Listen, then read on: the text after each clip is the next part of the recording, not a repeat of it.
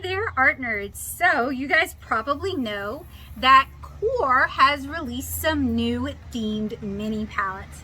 I am really excited about that because I have loved the Qor mini palette since it came out, and you guys see it pop up on this channel pretty frequently.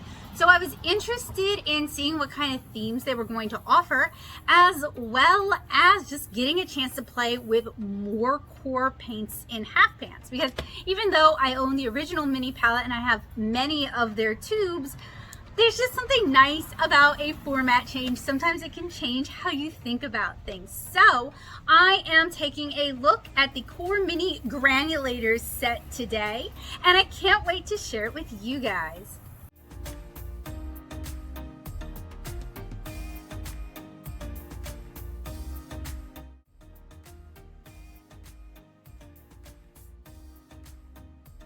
It's been 84 years since I have reviewed the original Qor mini palette, and they have some new palettes out. They actually have several options out. We'll take a look at those. I went with the one that I thought was the most interesting for me. This is the Qor Mini Granulators palette. It has 6 half pans and then 6 empties, and I purchased this off of Dick Blick, where they do have several options. So today we're going to take a look at this. We're going to swatch it. We may also swatch the original mini palette for reference, although I do have a full review of that here on the channel. And just generally, I'm hoping we're going to have a good time. Now, I am a big fan of the style of palette for Qor mini palettes. They're very compact, they're small, they're easy to use. I'm getting some bad vibes looking at these because they're kind of reminding me of some of the student grade. I am sure that's not going to be the experience we're going to have today, though. The colors in this palette are ultramarine pink, ultramarine violet, ultramarine blue, cerulean blue chromium, cobalt teal, and cobalt green. It contains BIT, may produce an allergic reaction. Interesting, because I feel like I'm allergic to like almost everything. And these are made by Golden. So you can see right here. Very nice packaging, simple but classy. I'm here for that.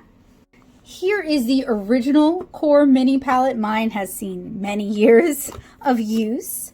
It has also been refilled a couple of times. Some of them you can see have been topped up. But even though I use this thing a lot, like basically whenever I do the paper children painting activities, and I have done so many of those, I will use this palette. It's a really good compact travel palette.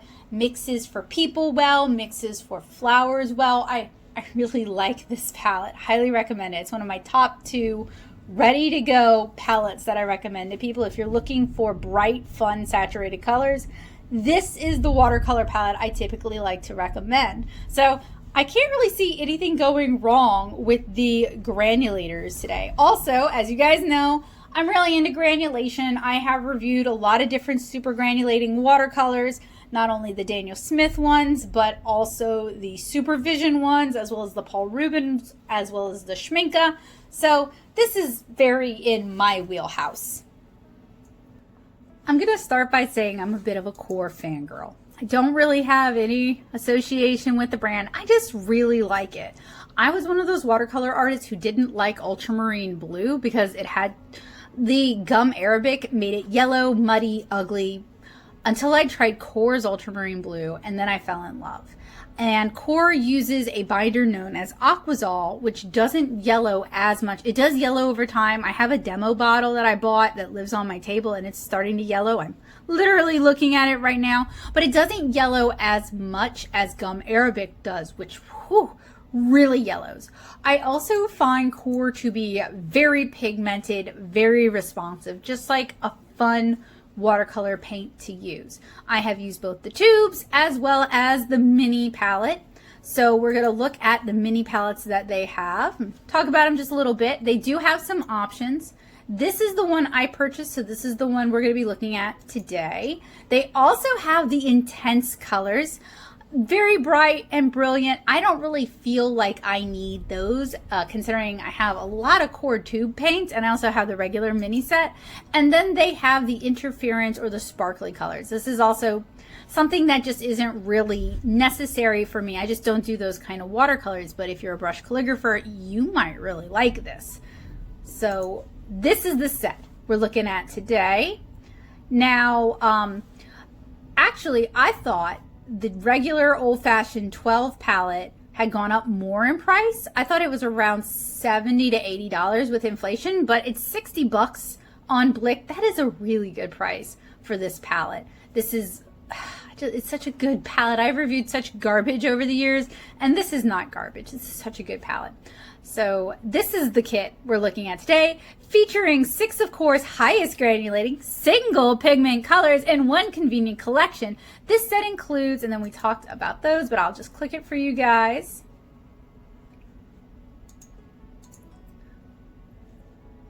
Ultramarine pink, ultramarine violet, ultramarine blue, cobalt teal, cobalt turquoise, and cobalt green, plus 6 empty half pans for mixing, adding additional colors, or removing to include a travel brush. That will be exciting. I don't have any travel brushes that small, but I may end up filling it with other Qor granulating colors if I can think of any to add. So that's cool. And that really really goes for like the nerdy part of my brain.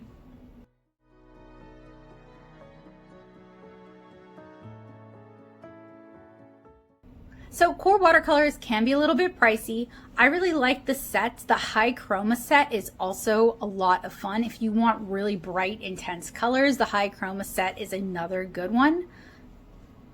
And actually, their set prices are pretty good. So they're a little bit lower than the same number of colors in the half pans, and each of the small tubes can refill about 3 times. Actually, you could get the whole set of 24 for $88.73. That's really not a bad deal. I've been buying them. I bought the high chroma set, and I might have traded a friend for the introductory set because when I did watercolor snacks, they sent a high chroma set. So I think I have these 2 sets, and then I've been buying the rest of them piecemeal, and I have quite a few of their colors.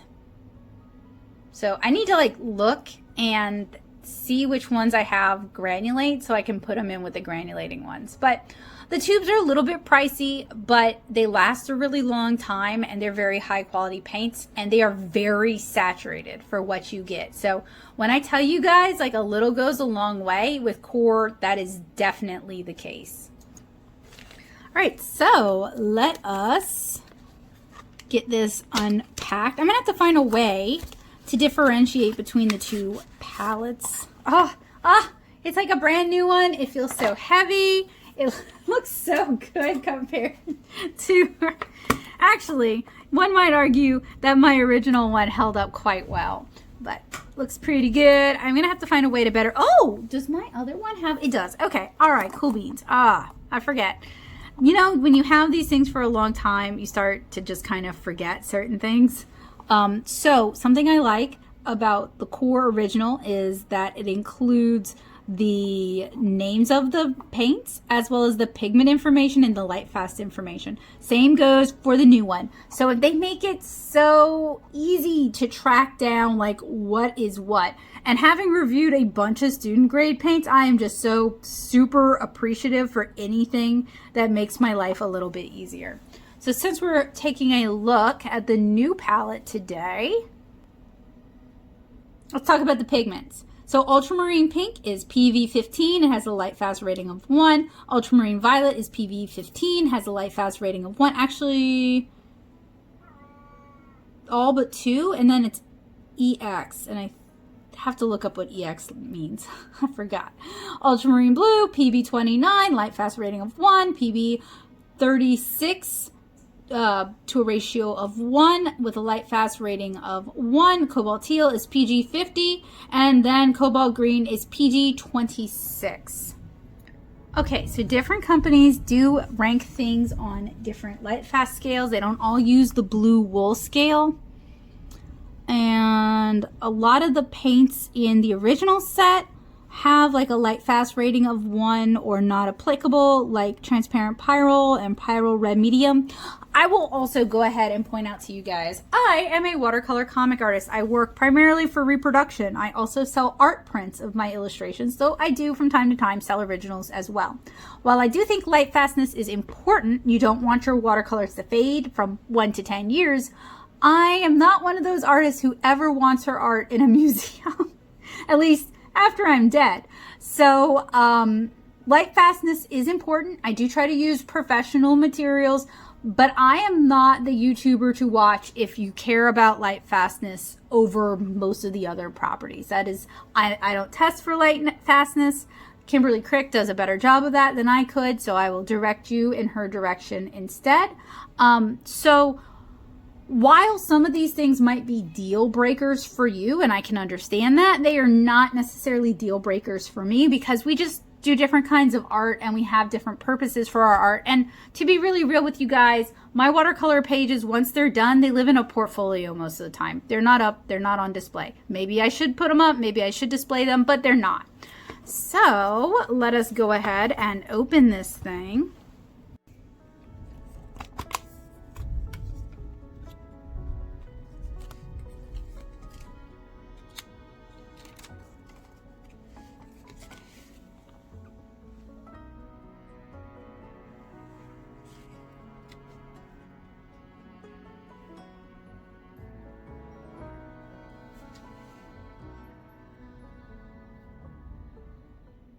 One of the first things I noticed, and I'm going to bring it up before we talk about the other stuff, is how grainy these watercolors are. They are very, very grainy for extruded paints. Like, they remind me of Mungyo grainy. Just for comparison, I mean, this set has been used so much, so it's hard to really tell, but like, it's really hard to tell. But these were much, much, much smoother when they were new than these are. These are really grainy. Generally, I'm concerned about that because it can wear and tear your brush quite a bit. So it's something to kind of consider. We also have a protective piece of parchment paper, and then we have some Qor propaganda, a brochure. And inside, oh, how cute! They've got a mini poster of their color range. Actually, this might be helpful to allow me to determine which of their colors are more granulating and would belong. I'm surprised Cobalt Violet, which is obviously pretty granulating, that's not in here. Why not?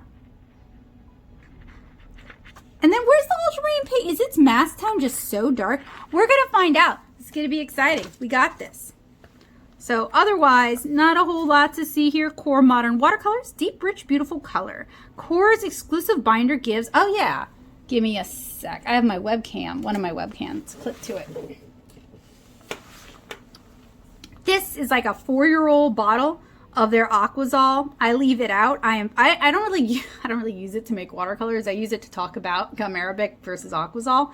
So it has yellowed a little, but it hasn't yellowed near. I don't have any bottles of gum arabic handy. The gum arabic I have is Winsor & Newton gum arabic, and it is basically the color of honey by now, whereas this is just a very light yellow, and it used to be almost clear. Qor's exclusive binder gives colors greater intensity and clarity while retaining the best qualities of traditional watercolors. Qor offers a strength, range, and versatility unmatched in the history of watercolors. I don't know. I don't know about that. I don't know, because I don't have that background. I don't know. It would be interesting to find out. So these are friction fit custom half pans. They say Qor on them.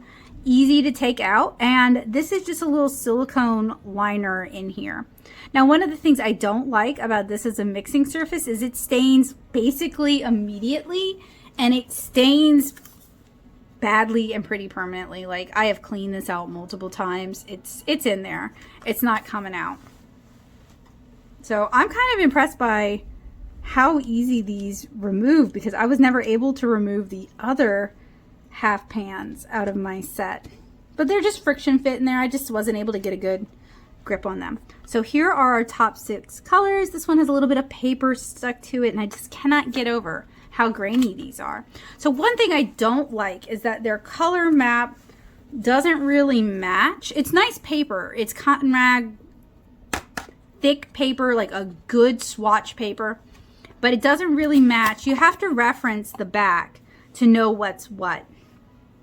So I mean, we only have 6 colors, so it's probably the first 6 up here.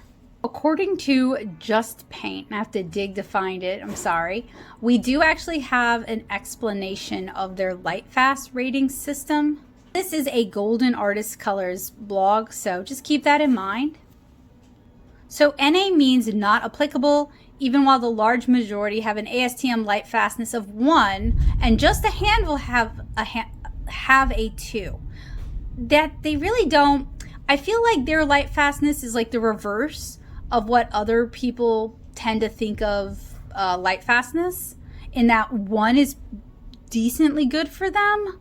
I will link this for you guys because I am actually having a lot of trouble just finding a straightforward answer to what their lightfast rating system means. And like, as an explainer blog post, that is not great. Like, they need to do a better job of making it really crystal clear, unless they're trying to hide something. I personally have not noticed fading issues with Qor, but again, watercolor comic artist, my work is not out. My work is not up on my walls necessarily. My art is not getting sunlight all the time. So just because I haven't noticed it doesn't mean it's not a problem. Y'all should check with Kim Crick, I guess.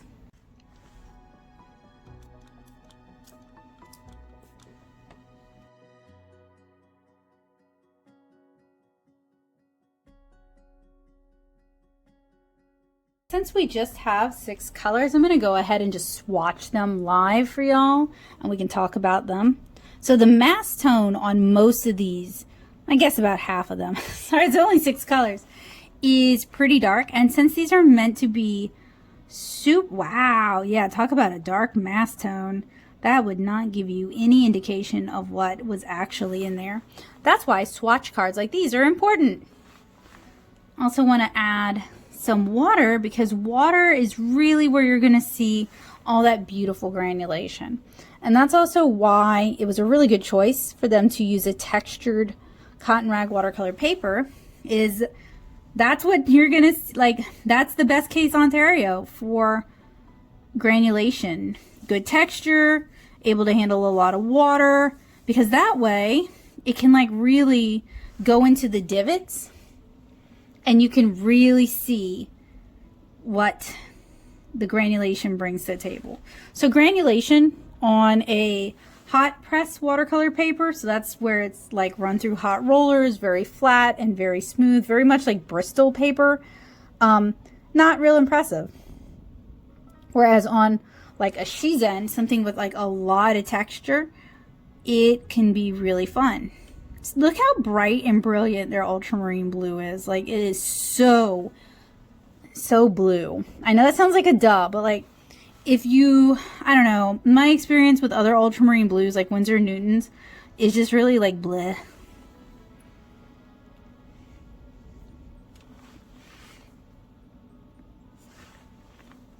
I also went with this because I didn't want to, obviously I wanted to try out their other mini palettes, but I didn't want to get colors I already have, or I wanted to avoid that as much as possible, because otherwise I would just do it myself.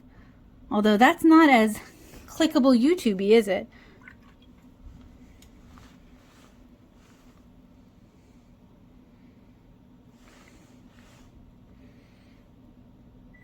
Man, the cobalt blue is really pretty. Now they are, these lighter 3 are kind of muddying up the water pretty quick. That's just the pigments used.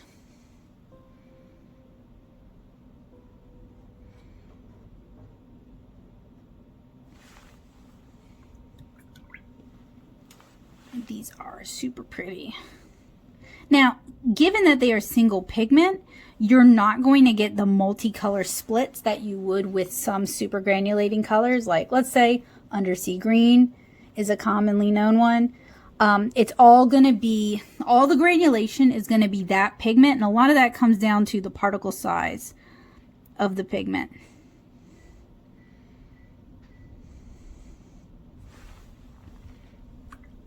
And if you hear beeping in the background, my spouse is cooking dinner for me because I am super duper lucky, and y'all should be very, very jealous. So how lucky am I? I get to review a watercolor and then I get to eat dinner. That is the dream life, y'all. Those are so pretty. Let us see if they dry as pretty as they go down. Also, like, the colors themselves are kind of dreamy. It's like the pastel aesthetique. So I had an idea. I want to fill these other 6 half pans up, and I want them to be with granulating colors because I'm a nerd and my brain likes that. So I went digging and I tried to find a variety, was not super successful. I have ultramarine blue violet, cobalt blue, French cerulean blue, bohemian green earth, and burnt umber that I might add to this palette, but I want to swatch them first to make sure that they're going to be a good fit, because I'm a nerd, and also with this palette, once you put something in, it's really hard to get it out. So I want to be pretty sure, and I used this little chart that they gave us to just, because you can see some of them, it does show, well, I like how I demonstrate, and y'all can't see. Whomp. Some of them you could see that they're going to granulate, and I don't happen to know off the top of my head which colors granulate all the time.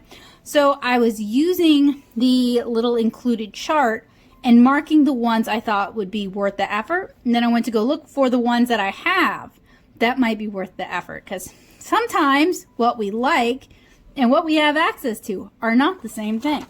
So what I figured I would do is I figured I would swatch on the Blick. We'll swatch our 6 main colors, then we'll swatch our 5 additional maybes, and then we may even swatch the original. We might do all the swatching today. But I have reviewed Qor watercolors in a few different forms, whether it is the half pans or the tubes. So I'm not really like looking to do a full review today. I just wanted to kind of talk about the mini palette and share with you guys. And if it's something you feel like you need or might get use out of, then now you'll know about it.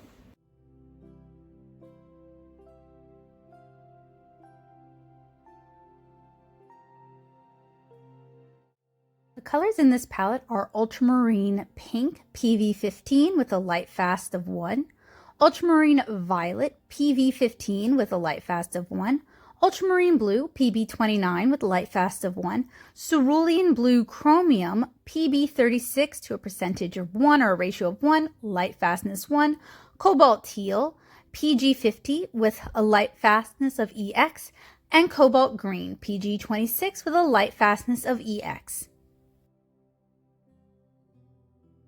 The packaging says that this has a brush out chart, which you guys saw me do earlier. It also comes with 3 non-staining silicone wells. In my experience, they most definitely do stain, and 6 half pans. So what you guys see me doing here is we have our mask tone swatch, a gradiated wash swatch, and then I'm applying clean water and dabbing in our paint so we can see how these paints granulate. And this is something I do with a lot of the super granulating paints that I have reviewed here on the channel. If you're interested in more super granulating paints, including Schminkas, make sure you check the description down below. So these are some of the colors that I thought I would include. I wanted to swatch them out first. We have Ultramarine Blue Violet, which is basically an ultramarine with a little bit of purple mixed in. And this is a really pretty color that I like using often because it's just a little bit darker than ultramarine. We also have probably French Cerulean Blue. No, I lied to you. I grabbed Cobalt Blue. So this is what many people would think of as a true blue. And if you're looking to get the Yin Min Blue experience, Cobalt Blue is pretty similar to that. Now, I did not see what I grabbed. Hopefully your eyes are better than mine. This is the French Cerulean Blue. So unfortunately, the mask tone swatch there does not do this color justice. It is a beautiful, almost like a sky blue. Then we have Bohemian Earth Green. This is an earth pigment, and it's really more of a brownish green than, say, a true or a brilliant green. It has hints of green gold to it as well. So while I was putting this together, I was looking for a good granulating red, and really that can be very challenging to find. Then we have, I believe, burnt umber, which will give us a brown. I wasn't looking for single pigment colors to add to this set. I was specifically looking for granulating colors.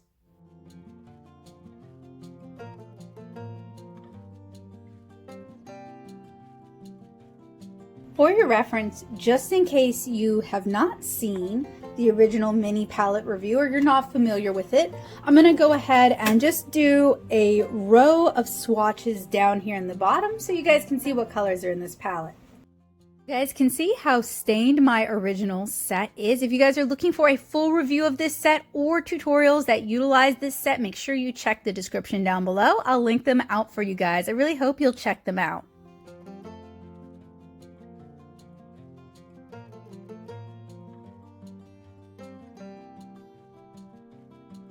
The original mini palette is just such a joyful color palette. The colors are so bright and, in my opinion, just very well thought out, well chosen. You guys will notice they didn't waste any space with like a Chinese white or a black.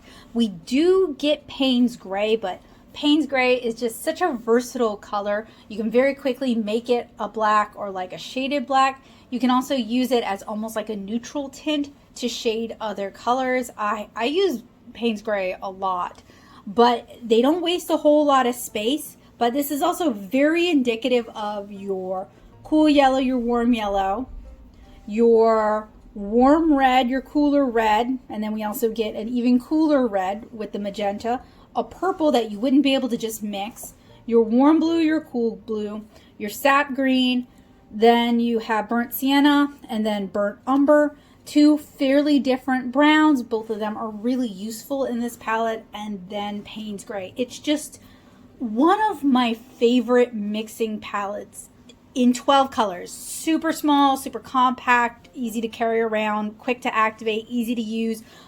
Boatloads of color, very saturated color, so a little goes a long way. I don't normally just sing a company's praises or sing a brand's praises because, I mean, come on. But in this instance, it's just one of my favorite palettes that I find myself using again and again.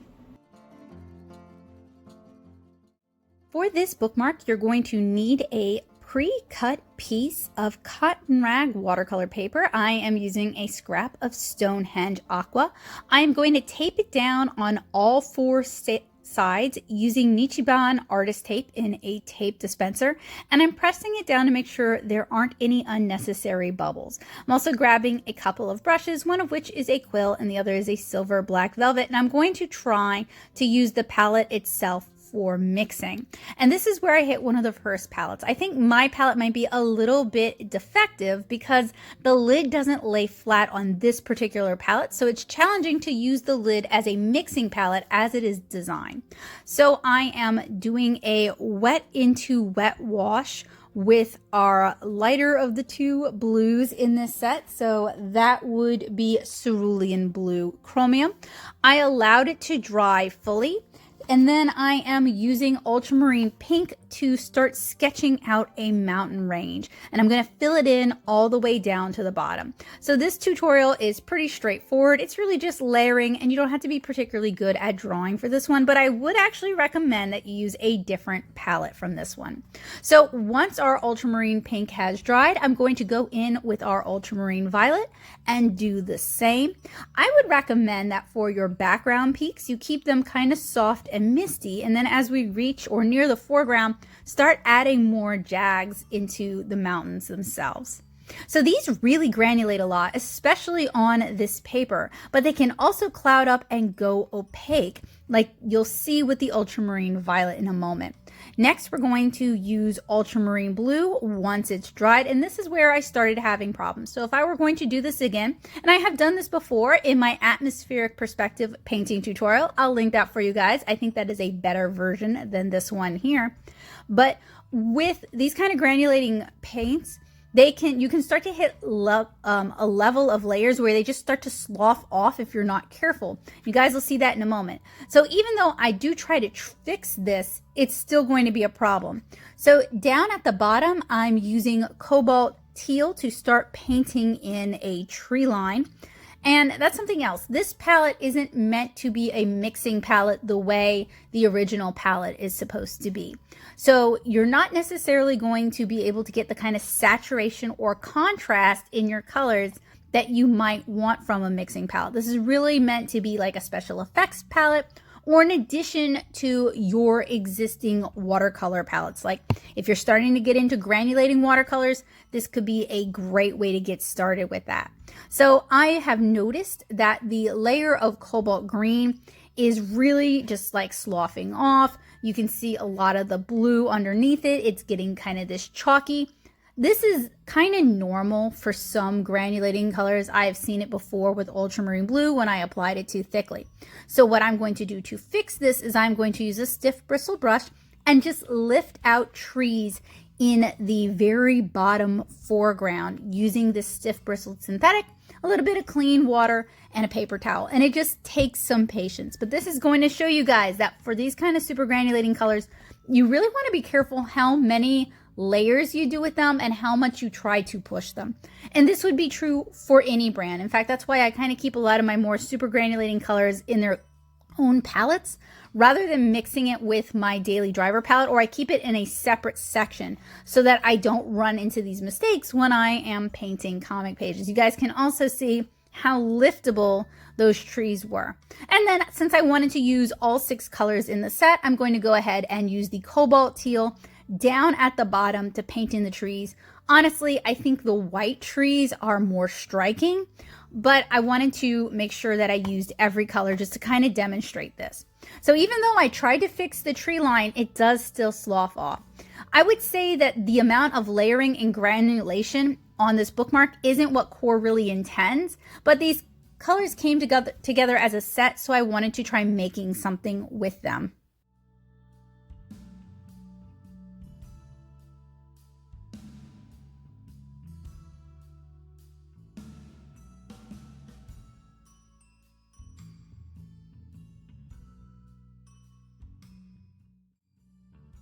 That we finished up our bookmark, I want to finish filling up the palette. We're going to start with our blues, and I am filling them from the tubes. That's one of the nice things about these Qor mini palettes is if you already have the tubes, it makes refilling these super easy, and they are so compact. They will even fit in my teeny tiny jeans pockets, so they are great for bringing with you if you travel, if you want to do some plein air painting. And I really like how brilliant and bright the colors are. Also, I want to remind you guys, because I'm saying a lot of positive things in this review, and that feels kind of weird for me, that I did purchase this palette out of pocket with funds generated from my Patreon. So all opinions are my own. I just happen to be a little bit of a Qor fangirl. So I filled 5 of these wells, leaving the last one empty. And now I'm going to go ahead and swatch them, starting with our ultramarine blue violet, And I am trying to demonstrate as much as possible for my own reference how much these granulate. Next is cobalt blue. Then we have, I thought we our French cerulean blue. Then our bohemian earth green. And then finally our burnt umber. And I would recommend that you let your tube paints dry fully before doing this because it makes them a little easier to work with.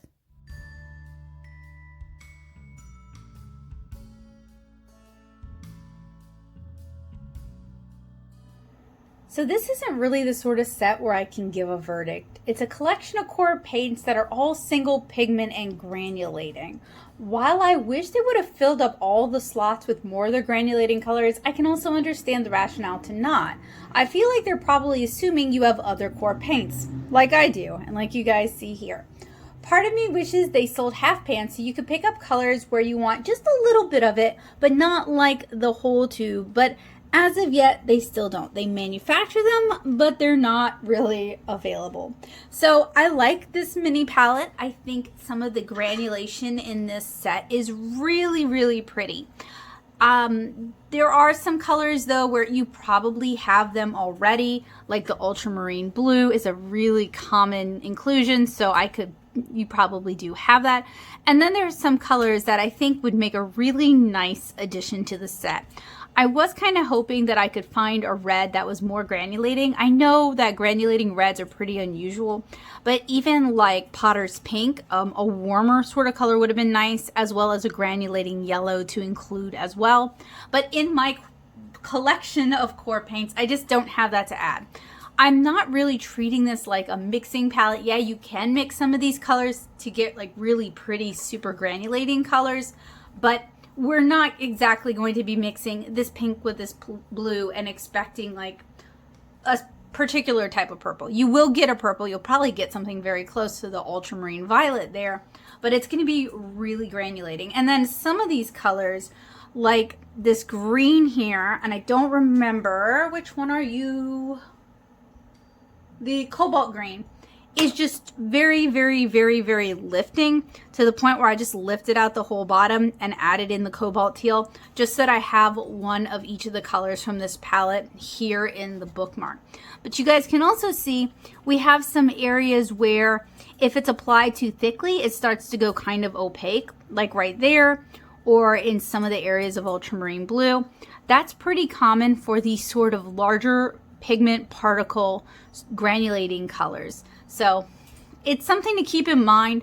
While they are fun to play with, you don't want to do too much work with them. You don't want to do too much layering with them. You don't want to do too much mixing with them. That's why when they're in my daily driver palette, they tend to be kind of down in the special handling section rather than just mixed in with the rest of the paints. So I don't know if I particularly recommend this little palette here to you. It's very special case kind of thing, very special taste. However, I do highly recommend their original 12 color mixing palette. Like I said earlier, I think it's got a great color selection. It is just very easy to use, very portable, very small, very handy. And it's what I would generally recommend to someone if they were looking to get into watercolor and they knew they knew watercolor was probably going to be a good fit for them, like someone who uses alcohol markers who might want to get into watercolor. I would go ahead and recommend that they spend the money and get the Qor mini palette, because it's going to be a better fit for them.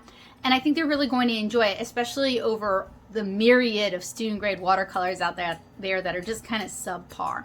So I hope you guys found today's review and demonstration and mini tutorial helpful, useful, and informative. I hope you were able to see what you needed to see to decide if the Qor Granulators palette is a good fit for you, if it's the kind of watercolors that you feel like you could put good use to.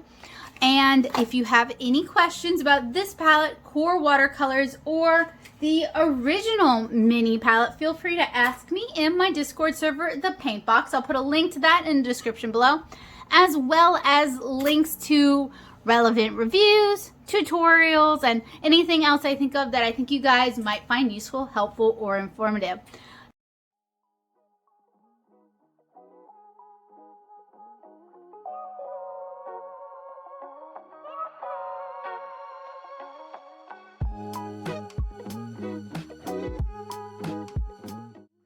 So what are your thoughts on the Qor mini sets as well as the Qor mini granulators sets? Granulators are a very specific category, and I did have a few of these already in tubes from Qor from a while back. So if you wanted to make your own dupe of this set and you had those colors, there's no reason why you can't just put them in half pans, let them dry, and make a mini palette. That said, this could be really good for colors that you're not going to use often enough to justify buying a tube for, but you want some access to them. Now, Qor can be kind of pricey for a watercolor brand. It's one of my favorite brands. I really love the colors that they offer. I love the color clarity, and I love the Aquazol, which, unlike gum Arabic, isn't as yellow. So I have a vested love of Qor. We're not associated in any way, but it works really well for the kind of watercolor that I like to do. They're probably one of my two favorite brands to use, and I have several Qor tube watercolors in my daily driver watercolor palette. That said, I wanted to show you guys the swatches once again. Some of the colors are a little bit more impressive, a little more granulating than others, and I did end up adding several of my own colors to this palette. Down at the bottom, I swatched the original Qor mini palette for you guys. And I also did a bookmark project with you guys, kind of inspired by my earlier atmospheric perspective tutorial. Hi Joseph, bye Joseph. And one of the things that, and this is true for any super granulating watercolors, there is limited layerability with these kind of colors. And I was trying to keep it really simple, but I wanted to use every color at least as much as I thought I could get away with. But once we started getting to chromium green, it really just started to lift up and not really saturate, not really work well with the colors that we lifted on top. So I would say after after 4 layers of these super granulating colors, you should probably call it quits, which is why I have always kind of put my super granulating colors, with the exception of ultramarine blue, in a separate palette as a reminder of myself, like these are special use colors. These are going to require handling a little bit differently. You can't treat them or expect the same things that you would expect from your regular watercolor palette, kind of like our more opaque watercolors. So I hope you guys found today's review to be helpful, useful, and informative. I know a lot of artists are taking a look at this new palette. And I also added some new super granulating colors to it. I added ultramarine blue violet, cobalt blue, French ultramarine blue, bohemian green earth, as well as burnt umber. So not quite as many pastels, a whole lot of blues. It's actually kind of challenging to find granulating reds. I think there's something to do with the particle size for red pigments is just much smaller. So if you want a red to granulate, you kind of have to force it to. I know Schmincke has volcanic red that granulates, and that's one of the like exceptions. And even that is not like an intense red. It's kind of a more subdued earth pigment, almost like a Venetian red. So tangent aside, it can be hard to find those granulating reds and yellows, probably due to particle size, but pretty easy to find granulating blues, greens, and browns. So I hope you guys found today's review to be helpful, useful, and informative. I look forward to seeing you guys again soon with another art supply review, tutorial, or art vlog. And I hope you guys have a wonderful day, and I hope to see you guys again soon. Bye!